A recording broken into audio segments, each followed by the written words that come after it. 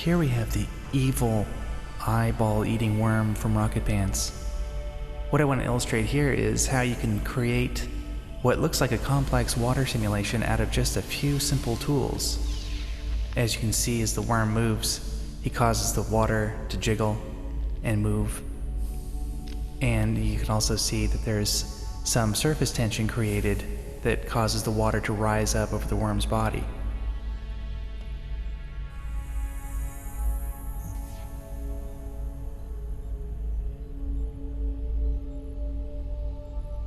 So first we'll start off by making a plane that we can use, and I'm going to basically keep this effect entirely parametric all the way through. So instead of modeling something by hand, we're actually going to use textures in order to create the effect and keep it soft all the way through, so you can keep changing the shape of the little water puddle that we see. So what I'll do is, instead of going in here and kind of selecting out faces to delete and creating a water puddle out of manually modeling this, what I'm going to do is put a volume select on here.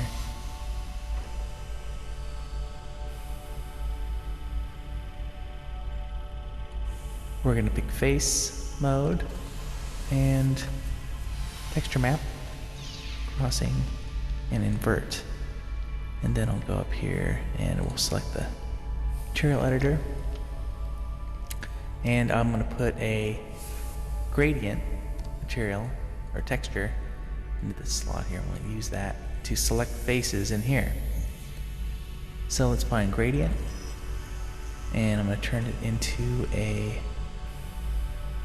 radial gradient with the white here, and we'll go ahead and drag this over to here and instance that. Let's make sure we have mapping turned on. See, now I can select faces depending on how the texture is, right? So I'm going to put a little bit of noise on the texture, and then we'll do this until we find a nice shape that we like. I really like working like this because you can sit there all day and try and select the faces manually that you're going to use to create a little water puddle. But this way, it kind of gives you a really quick view of what it's going to look like, and a lot of creative control. So, something like that. And you can also use phase to go through and pick what you want. That looks perfect, just like that. And if we turn into fractal, oh boy. So now I have those faces selected. I just want to get rid of them, so I'll put a delete mesh.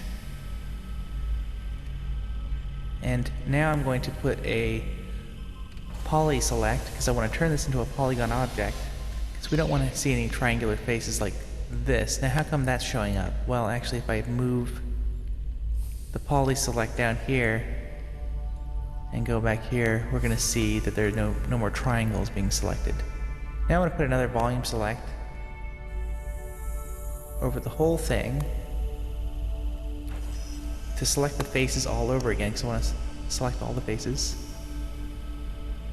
Okay, now all the faces are selected. First thing we want to do is put a relax on the whole thing, and we're going to turn the boundary point fixing off so that we can smooth it down. It's going to make it look more watery.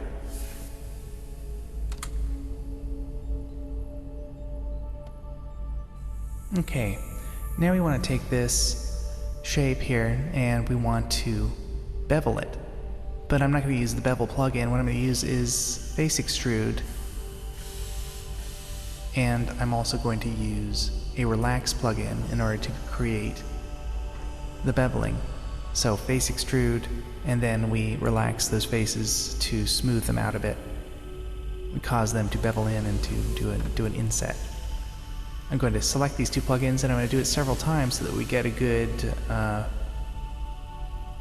get 4 segments going up the extrusion.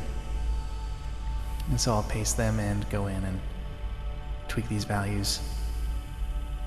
You can also do an instancing paste in the modifier stack, so when you adjust one plugin, you adjust them all. And let's go around and check and make sure everything looks good.